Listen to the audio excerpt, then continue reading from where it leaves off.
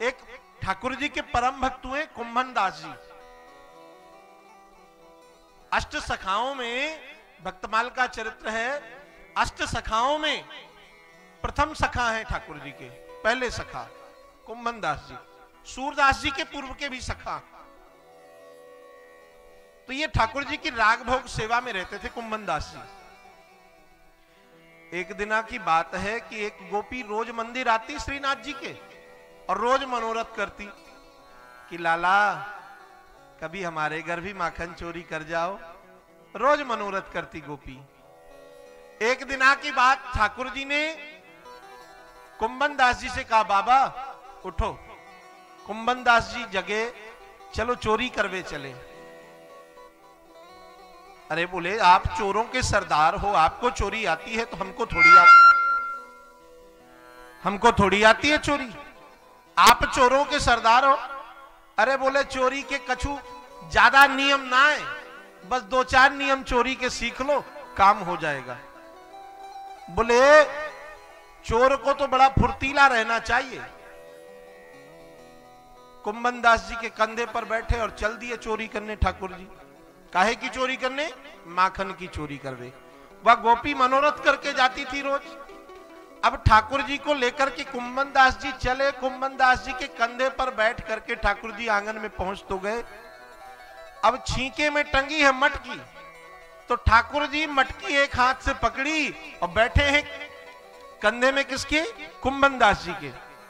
तो एक हाथ से माखन निकालते और खुद खाते ठाकुर जी, और उसी हाथ से फिर कुंभन दास जी को पवाते।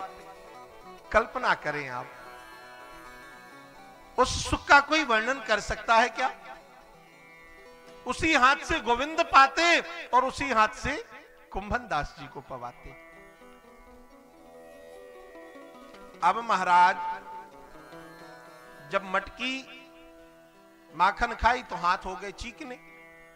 हाथ चीकने हुए तो ठाकुर जी ने जब हाथ से मटकी एक हाथ से दूसरे हाथ में लेनी चाहिए तो वह मटकी छिटल गई, मक्खन लगा था, धम्म दे मटकी फूट गई और गोपी जाग गई। और जब गोपी जागी कि कौन है कौन है, तो ये श्रीमान जी तो चटपट वहां से निकल लिए।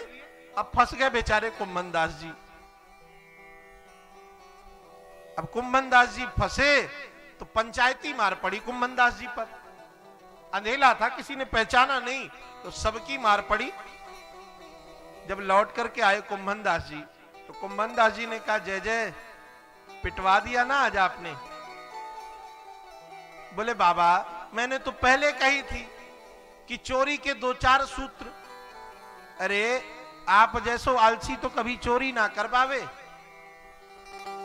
चोर तो वाई बन सके जाके शरीर में फुर्ती होवे। इस लीला को कहने का केवल यह तात्पर्य है कि जो सुख कुंभन दास को अनुभव हुआ था गोविंद के हाथ से माखन पाने का, वही सुख इन ब्राह्मण पत्नियों को प्राप्त हो रहा है। गोविंद को अंक में बिठाल करके जो भोजन पवा रही। ठाकुर जी ने भोग पाया। इन ब्राह्मण पत्नियों ने कहा, लाला अब हम चलें। ठाकुर जी ने कहा, हाँ जाओ। इन ब्राह्मण पत्नियों ने कहा, हमारे पति हम पर बड़े नाराज होंगे। ठाकुर जी ने कहा, जाकर के देखो, जाकर देखो तुम्हारे पति नाराज होते हैं या प्रसन्न होते हैं। जब वह ब्राह्मण पत्नियां वापस आईं तो उन आज ब्राह्मणों ने प्रणाम किया अपनी पत्नियों को। और क्या कहा उन ब्राह्मणों ने कि दिग्जन्मनस्ति व्रत विद्याम दिग्व्रतम दिग्बहुज्ञताम दिक्कुलम दिक्क्रियादाच्यम विमुखाए त्वधोच्छजे। बहुत ऊंची बात कह रहे हैं ये ब्राह्मण कि धिक्कार है हमारी ब्रह्म विद्या को। हमने पढ़ पढ़ करके स्वाहा कर करके अपने जीवन को व्यतीत कर दिया, पर आज तक भगवत तत्व की प्राप्ति सुलभ ना भई। धिक्कार है हमारे बहुज्ञता, बहुत ज्ञान जो हमें, उस ज्ञान को भी धिक्कार है। और क्या कहा? धिक्कुलम दिक्क्रियादाच्यम, हमारे कुल को भी धिक्कार है। और हमारी क्रिया को भी धिक्कार है। इन सब अवगुणों के कारण हम गोविंद से विमुख रह गए। पर धन्य है देवी, आप सब लोग तो कितनी भाग्यशालिनी हो। हम आप सबके चरणन में प्रणाम करते भय कि आप सबन ने गोविंद को अपनी अंकमाल में बिठा करके भोजन कराया है।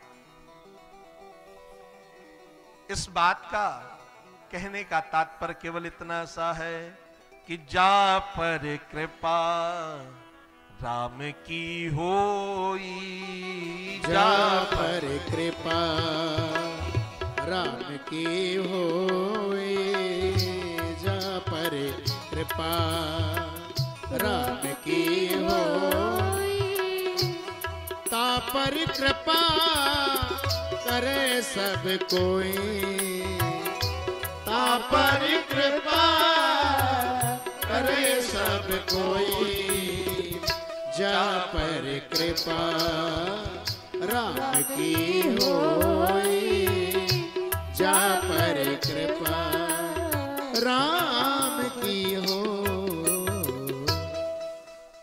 जिस पर भगवान की कृपा हो जाए तो फिर सब पर सब संसार कृपा करने लगता है।